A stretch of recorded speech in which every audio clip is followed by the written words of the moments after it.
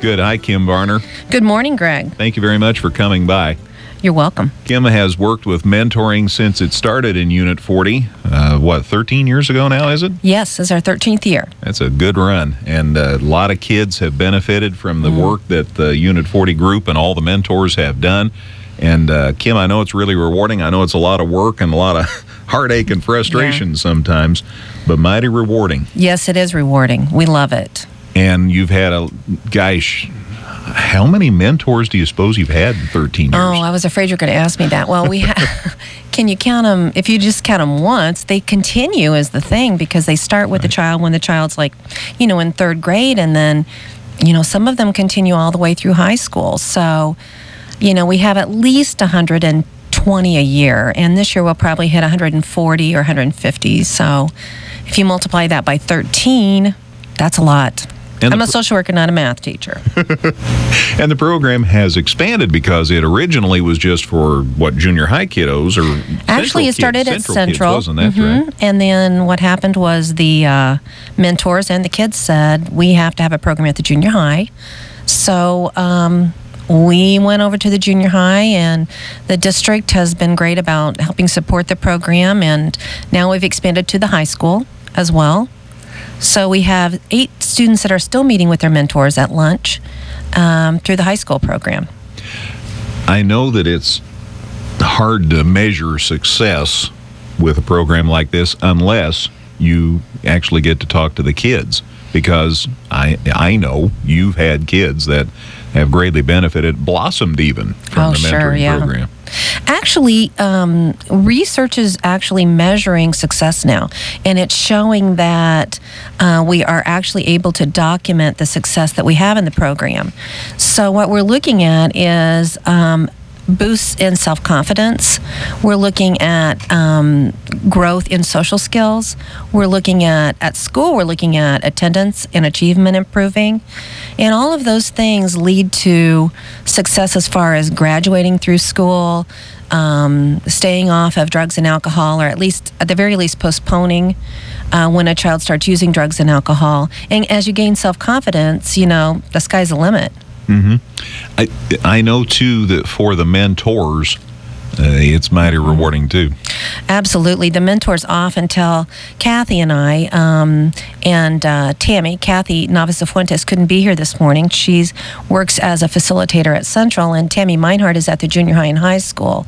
I'd like to thank them for everything that they do. And they all often tell me that the mentors say, hey, I think I get more out of it than the kids do. But that's really not the case. They feel that way because they just come and spend, a lunch hour a week with the child. But the mentors go back to work, and actually research is showing us that as they go back to work, they're kind of rejuvenated. They have a sense of giving to the community, a sense of hope, a sense of helping others. The other day at Rotary, I was there, and a gentleman shared, I don't know who he was, but he just started with a mentee.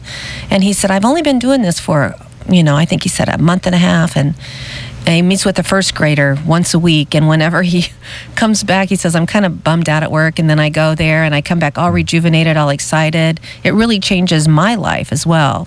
Exactly so. What qualifications do you need to have to be a mentor? Well, the qualifications that you have that you need are to be available. For our school-based program, it's 1 lunch hour per week. And then for Big Brothers Big Sisters, which is the other mentoring program that's in our community, which I have to put a plug in for because I am on that advisory board as well. There you go. And so you just need to have the time to devote. Big Brothers Big Sisters is 2 hours a week, and ours is 1 lunch hour a week. You need to be 18 years or older. And you have to pass background checks and go through a training in order to be a mentor.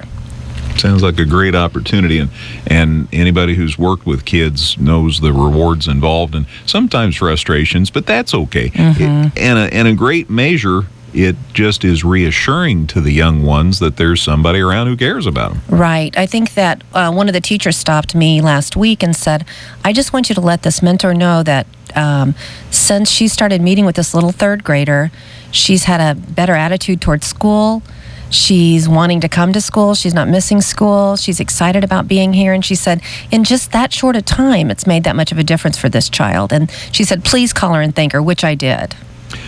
I want to touch on something, and then we're going to talk about your opportunity this week. A couple of years ago, well, more than a couple of years ago, there were some uncertainties about funding for mentorship. Yes. And we all know that funds are precarious. That's a good word, I think, for it. At best.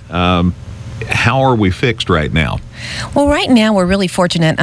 The community of Effingham has really stepped forward, as they always do, to help those of us that need help. And what we've done is we have an advisory board, and I have a lot of people on there that think on the opposite side of their brain that I do, and they understand money and those type of things. And what we do is the school pays half of the cost per year, and then the advisory board raises the other half per year, and it costs approximately $32,000 to $33,000 a year to run the program, and that is strictly for supervision of all the matches, coordination of the matches. We are right now, for this year and next year, Mr. Doan, the superintendent, and the school board have backed us and have said that they will continue to back us as long as they possibly can. So it looks like we're in pretty good shape considering everything that's going on economically right now. The advisory board is always raising money, and people are very generous about just knowing about the program and helping kids and families through the program. Very good.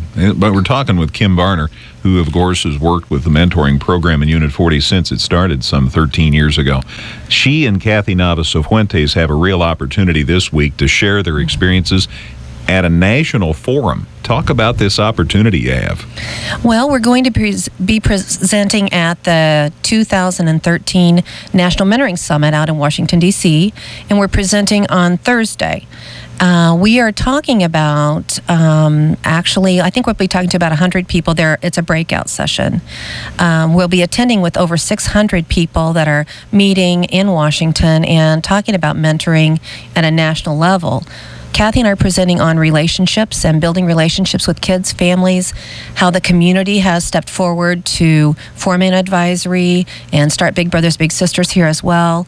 So what we're focusing on is positives and building relationships, and we could talk all day about that because we love it. It's just exciting that you get the opportunity to share and to inspire some others, maybe. Well, I wrote a proposal to do it last spring or last summer, and I thought, well, I'll just apply and see what happens. And I was very excited that we were selected to do that. Man, and it's great. It's good for Unit 42 to have it's good PR for all of us. Sure, I mean, when everybody gets built up and feeling better because something good's happening. And actually, Kathy and I did attend this conference last year, and we left with so many great ideas and so many good connections on how to run mentoring programs. And one of those I'd like to plug is mentoring.org. And it's the National Mentoring website, and all the ideas about National Mentoring Month, which January is National Mentoring Month, all the ideas on what to do about mentoring, even if you can't be a mentor, ideas on how to help a program, all of that information is there on the website. And so we've learned so much and made such good connections to help our program and help other programs get started. Excellent. Hey, if somebody's interested, Kim, in being a mentor or just wondering, what do they need to do?